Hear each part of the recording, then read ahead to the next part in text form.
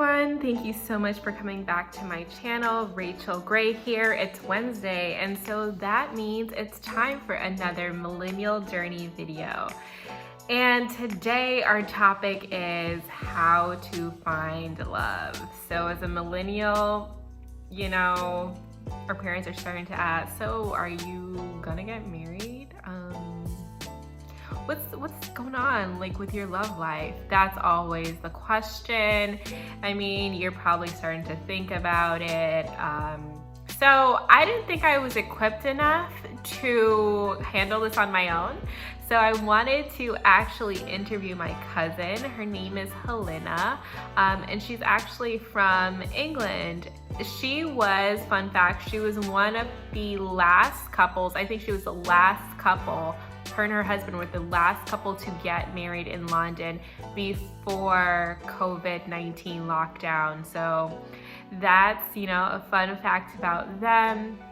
So I wanted to see how she found love, if it's possible for the rest of us to find love too, and you know, kind of dig in and try to really tackle those types of issues with her. I hope you enjoy this interview. Please feel free to comment, ask questions, and as always, please subscribe. So the first question is, was there ever a time when you thought that love was unattainable? Okay. Yes. I think, okay, I spent most of my teenage years and most of my 20s, almost all of my 20s, if I'm honest, actually believing it was attainable. There was a time, I think, when I maybe doubted that, but I've always been so hopeful. You could say hopeless romantic, but no, I've always believed love was attainable. But I think the question for me was whether or not it was for me. So I've always believed it's attainable because I've seen it. And I've been fortunate enough to see what that looks like at home with people that I'm close to, close family, friends. I've actually seen what that looks like. So I knew it was attainable. And it was just whether or not I could attain it or if it was my portion. So yeah, I think I've always believed it was attainable. I had my doubts because it wasn't happening for me, not true love anyway, because I think I've experienced levels of love throughout my life, but whether or not I was going to find that true love that I guess imagined to or have seen, you know, like when am I going to find love like they have, you know? Yeah. I knew it was attainable. I questioned near on the end, I think more so than ever, whether it was going to be for me or not. So, yeah. Yeah. So do you think that for all of us, there's the one, like that one person? In fact, I remember having this conversation a long time ago. I can't say when, maybe I was late teens, early 20s. And I probably didn't get this idea myself. I think I heard it somewhere, but I always used to think, oh, that's stupid. There's never going to be just one. And I didn't want to believe that God would create just one person. You'd have to search the entire earth to find that person. And what happens, because I started asking myself, what happens if you're born in another country and you never leave the country and they don't leave the country, you're never going to meet? And it just didn't make sense to me. So I absolutely did not believe that there was just one person. And I think that saying for me came hand in hand with when people used to say, and they still say now, and it has a lot of meaning to me now, but it didn't at the time, is when you know, you know. You've heard that. I know what, okay, explain. So I think I was so skeptical, but I didn't necessarily believe there was just one person in the way that I explained earlier, but I think that there is definitely a person that if you're on the path that God has for you, that you will meet, and they are designed just for you. And you can call that the one, but I think the concept of the one can seem so unattainable, you know, as we were saying before, but when you really think about it like that, and it's not some, you know, mystic being that you're going to have to just, you know, find this, you know, crazy path to get to. It's just somebody who you're going to meet. And it's just whether or not you recognize that that person is there for you, or you're in the right space, they're in the right space, or whatever. But I think that it's more of a path that you take. And when it comes to the when you know, I think I do believe that. And I never used to believe that, Rachel, but I do believe it because I've experienced it. And I used to question myself all the time. Do I know? Like, is this how you feel when you know? Right, because don't you get mad at them? So that you're like, oh, I thought I knew. But when there's that kind of doubt, you don't know. And I think that it's indisputably clear when you know, like, there's no question about it. And I think the reason for that is because that person makes it so clear to you what their intentions are and how they feel. And you're both just so incredibly on the same page. And yeah, there's no doubt. And I remember saying to my friend, like, I know what they mean when you know. And I believe in it. It seems so soppy and cliche, but yeah, it's just true. I guess yeah, no. Every time I've wondered if I knew, and sometimes I used to say it to people. Oh, how cringy! I used to say.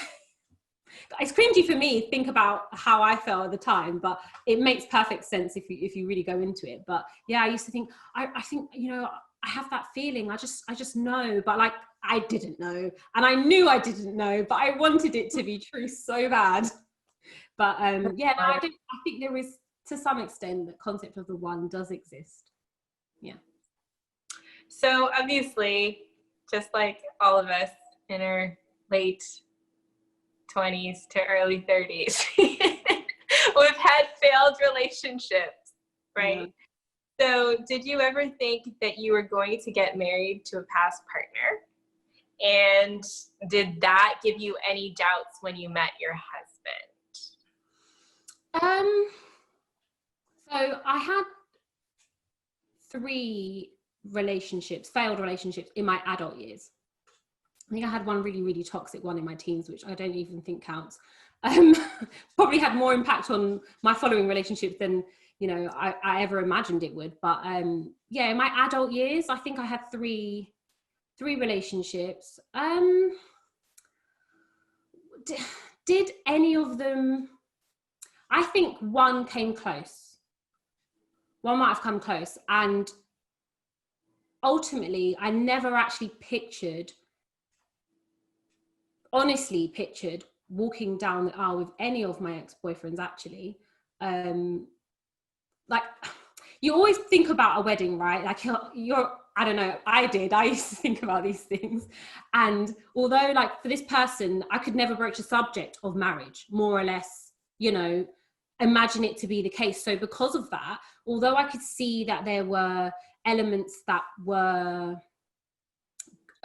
going well, our families were, they would work. I could see that working. We were similar ages, not that makes any difference necessarily.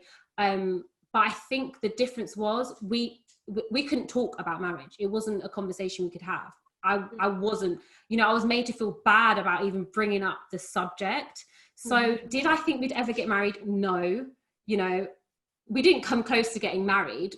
But I think I first thought about it being possible with maybe one person, but then I realized this is never going to happen. Okay. So actually, no, I don't think I ever really had a time where I thought I'm going to marry you, and I actually believed it. Yeah. And you know what? Did it give me any doubts about? No, I think hold on to that thought with that one person. You're like, okay, so I know it probably didn't work out now, but maybe in the future. Yes. So actually, funny you should say that. I think when I was, in college or whatever, I dated this guy for maybe a couple of weeks. It was so stupid. But we didn't keep in touch. But social media, you can keep in touch without keeping in touch. And actually, he ended up being my second boyfriend. So it did. I am that kind of person. I've told you this before. So romantic. I'm a problem solver. I'm like, it didn't work out then, but I can make it happen this time. I can make it happen forget that you're not in it, you know. I can, if I do this, or if I if I get you to, you know, learn something about yourself or grow as a person, we're going to just grow together, and I can, you know, it was more of a situation where I was giving to that person and they weren't giving back to me, you know. And so yeah, no, I did kind of go back, funny enough, but actually it's so odd you should say this. So that person I was talking about, my first boyfriend, who I thought, you know, it could work, not that you ever want to talk about marriage, but it might, you never know. He actually said we should go on a break. So initially when we broke up, he texted me, Rachel. He texted me to say we should go on a break. And actually months before that, I brought up the fact that, you know, where is this going? What are we doing? Like, what's the plan? And it sounded like there was no plan, and there was no intention for it to go the long run. And I sort of said, maybe we should just break up, you know? And they were not having any of it. It was like, no, we can't break up, blah, blah, blah. So we carried on. And then like 3 months later, it was like, so have you thought about this? Like, we've been together a while, like we don't have to make decisions now, but what is the plan for the future? Like, what's the vision here? What are we doing? And then that they were sort of like, yeah, let's go on a break. A break. Kind of a break. And then they described what kind of a break, Rachel, and the break meant we're breaking up. The break means, oh, we can see each other people. It was like, we won't see each other, we won't talk, and we'll just figure it out. I'm like, so we're breaking up. Breaking up. Okay. Just say that. But okay, it wasn't the way I would have appreciated being broken up with, but I'm glad they got to the point where they said, you know what, let me just be honest, even if it's in an indirect way. And yeah, so maybe at the time I thought, oh, you know, there's hope, but it quickly died. No. So how did you meet your husband? Where were you mentally when you met him? And did you think that you were ready to meet him, or that it was fate? So how did you meet him? Start with that. How did I meet him? So we don't actually know how we met, as in face to face. I know, it's really, really frustrating. I think it probably was as kids. So long story short, our parents grew up together in the church sort of social network. And my parents actually have sang with his dad all over, and they've done so, you know, so they've always known of each other, and we've always known of each other. Oh, that's, you know, so son and whatever, this is so-and-so's daughter. Right. And we kind of knew of each other, and I'd see him at church events, and it would be the whole, you know, nod, wave, like, hi. I think hi is the extent of the conversation we ever had. And I distinctly remember the first time I really noticed him. And I think it was at this youth event, it was like a youth day of fellowship or something. And he walked in with his cousin and all the girls. I thought he was like 6 or 10 years younger than me. Something stupid. I thought he was much younger than me than he actually is. He's not very, you know, he's a couple of years younger than me. But I thought he was my little sister's age. And all the little girls her age were like, oh, in the bathroom talking about him, like, oh, isn't he so cute? And I just thought, oh, these little girls and their little crushes. And that moment has stuck in my head, because I went outside and I saw him and I was like, hi, like, I'm not going to feed into your ego and flutter around you like these little girls, you know, I'm bigger than that. So I kind of went, hi. But I remember that. And yeah, so we kind of didn't really talk, and I think he followed me on Instagram, maybe I want to say a few months before he actually messaged me. And the first time we actually spoke was when he messaged me on Instagram. So yeah. Ooh, okay. It was like, what do you do? And then that's kind of how the conversation. I think I posted a picture of a plane, and I was underneath the plane, and I was probably, the caption was some sort of aviation nerdy kind of caption, and he was like, oh, what do you do? So that's how we met. Yeah. All right. So I guess then the question would be better phrased when you finally started talking in a way that was more like friendship. Do you think that you were ready to meet him finally in that capacity? Yeah, so actually, we started speaking, I think, end of May on Instagram, and I thought, wow, like, yeah, I found out quite quickly how old he was just to make sure. I was like, oh, phew, okay, you're not there. And then, we started speaking, and this conversation is amazing. And yeah, no, we actually went on a first date maybe a week later. But mentally, was I in the right place? So I think the year before that, yeah, maybe more than just over a year and a few months before that, I'd broken up with my ex. And I was kind of over that by the time we met, way over it. But, it took me about 3 or 4 months to really get into a mental space after that, because I realized I was I didn't really enjoy my own company very much. So I felt very lonely, having just broken up with my ex. I just felt very, very lonely. And I was like, why don't I like myself? Like, why can't I just enjoy being by myself? Like, I could see people do that. Like, how do they do it? And I decided, and I made intentional plans. I went on solo trips to Thailand. I think I went to Kota Kinabalu as well. So random. And I just did these things by myself, and I spent so much time, sometimes just in silence, just enjoying my own company. And I realized I really do like myself. Funny enough. And yeah, after that I was like, wow, like, what have I been missing out on? I've been basically in a relationship since I was 18, 17, whatever. And I don't think I'd went maybe 6 months, I think, is the max amount of time that I spent out of relationship. And I think it was for fear of being alone and lonely. And I think I needed this validation, and I felt maybe insecure about myself, and the validation I was getting from somebody loving me, or complimenting me, or these things, it was making me feel good about myself. And so I think I realized now that I didn't want to spend that time alone. And so when I finally spent some time alone, and I realized I really like myself, I'm just going to do me. Now I'm thinking, wow, if anyone has anything to bring to the table, I dare you, show me, because I've got everything going on. You have to be bringing something to this for me to even pay attention. I'm not going to let anyone take anything of this away. And I'm not going to let another person come into this and ruin what I've got going on, So I learned what I liked, I learned what I wanted. And funny enough, just before I met Ben, I met somebody who I thought, we've got a lot in common. They've got similar friends. I was in that space. I was like, okay, I can meet somebody.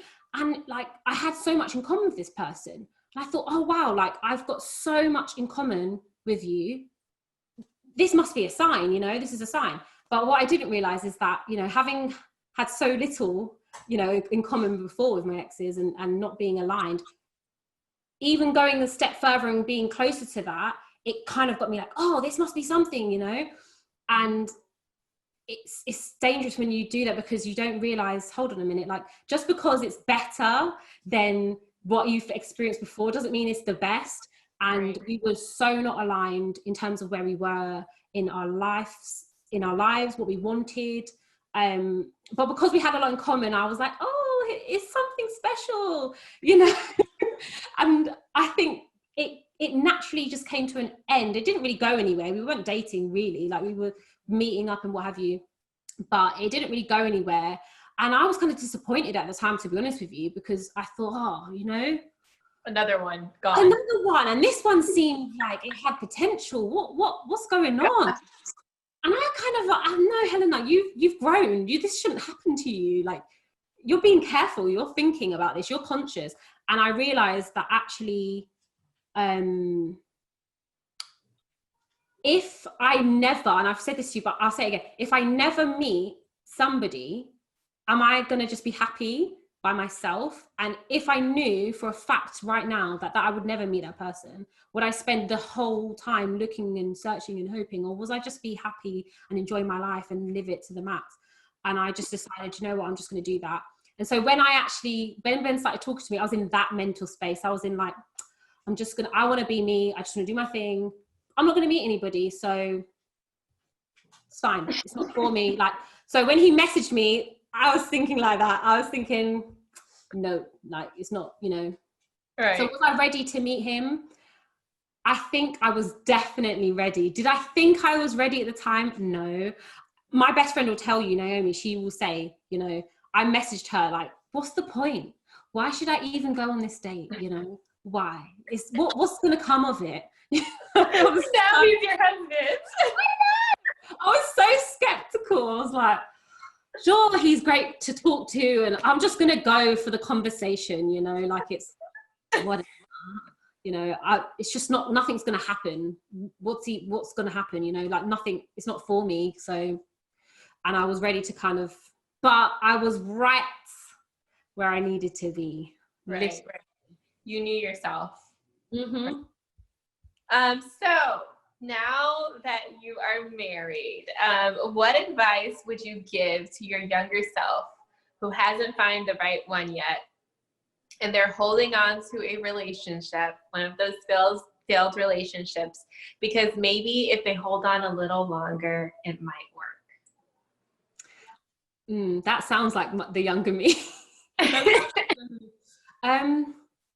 I've always thought about love and relationships in this metaphor, and I've written about it quite a few times. I don't think I've ever shared it, but I think about it as a well. And we always talk about a glass of water, your cup being full, and I always think about it as like a well or a vessel of water or something. And you only have so much, you know, because outside of your love, you have a life, you know, you've got things that you're doing. And so you've got like this portion of life-giving force, whatever it is, water or your love, basically, your love well. And you're not full, but you're closer to full than empty, say.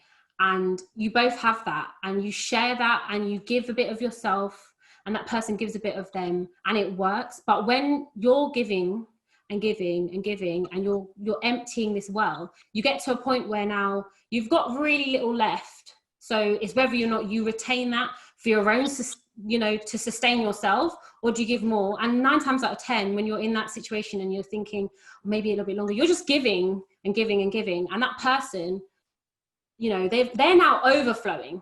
They don't even notice that you're giving the last of you. You're giving that little bit, and they're just like, well, really, I didn't notice it. Kind of trickled away, kind of thing. And you feel unappreciated because they don't even realize what effort, what emotional investment you're making into them, right? Because they're not doing the same. They don't recognize it.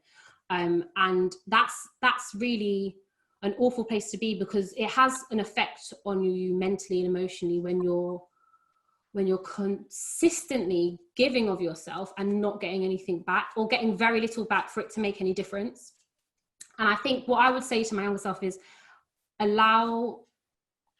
still love, still give of yourself, but allow other people that are willing to give to you as well. And that works outside of relationships, to be honest with you. But you have to protect yourself, protect your space, protect your heart, your family, okay? Protect your mind. And that's not to say you should be hardened, because you still want to be proud of the person you were. And I'm proud, you know, although those relationships failed, I'm proud of how I conducted myself in those relationships. And I can say that, you know, I was consistent then in a way that I gave the best of myself, and I was consistent with that. And I do now. I've had practice doing that, you know. I don't have those old habits of being spiteful or whatever, you know. So be proud of the person you are now, and in years to come, you're going to look back on that. And sometimes you can really, really, really change people's lives. And I've noticed this. At the time, it looks as if they don't really pay attention, or I guess they don't really know at the time. But sometimes people have come back to me years later and sort of said to me, you know, how much of an effect maybe I had on their lives. And I guess, I don't know if this is a man thing, maybe not. Maybe it's just a person thing. Some people process things a lot slower. And I'm the kind of person, I think it's a man thing. I didn't want to say, but you know, I fast forward through my emotions. Like I know what has to happen. So I just cry uncontrollably for a week, you know, and then I'm like on and off, and I don't go to church because I don't want people to ask me how my boyfriend is because they don't realize we've broken up yet, you know, like Oh gosh, these are the worst questions. Yeah, like, please leave me alone. and then they're like, oh, and you're like, it's fine, like I'm over it. And you know, they might process it so much slower. But like I said, as long as you're doing what you know you're going to be proud of in years to come, and if it's one of those situations where you know the right decision is to walk away, I think personally, I've learned so much more from finding the strength in myself to walk away than the strength that it takes to stay. Like I've learned so much more about myself. You know, I look at sometimes the decisions I've made, I'm like, how did I get the strength to just walk away from that situation, because it had such an impact on my life.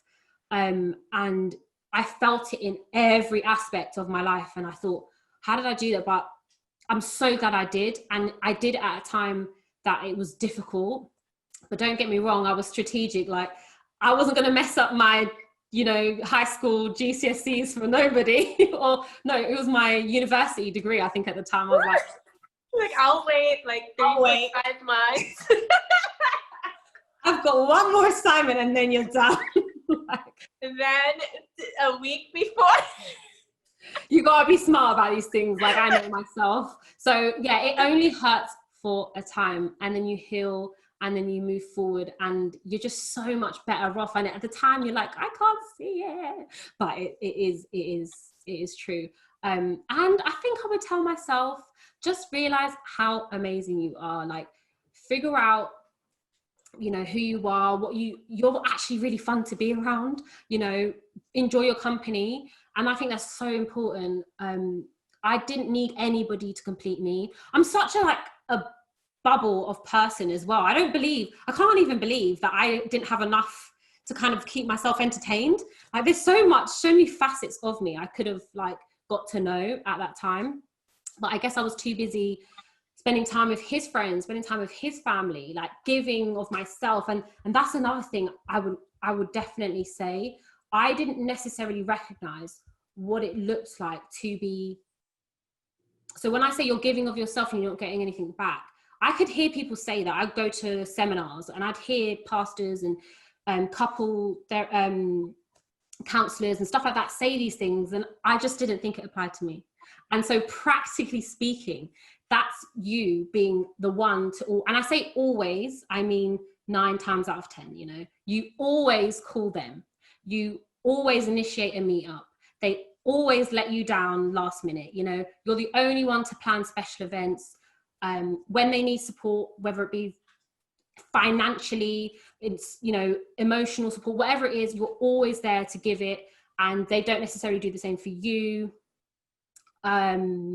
Lack of affection, they don't want to show you that affection, or they don't take time to understand what your love language is. And you don't have to talk about love languages to understand what somebody needs. You know, you talk about these things, they don't open up to you, these things. And the whole family thing, you know, you're spending way more time with their family and friends, and they're not really willing to do the same for you. Or, you know, those are the practical things that those were things I was experiencing.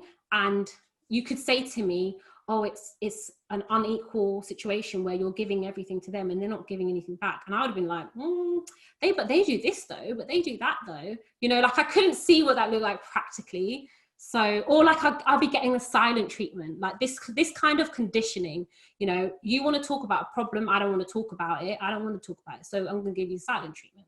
You know, like that's crazy. You know, that's you're conditioning me to know that if I bring this up, you're going to give me a silent treatment. So if I don't want to get a silent treatment, which I hate, then don't bring it up. Like, do you know what I mean? Like these things, oh, wow.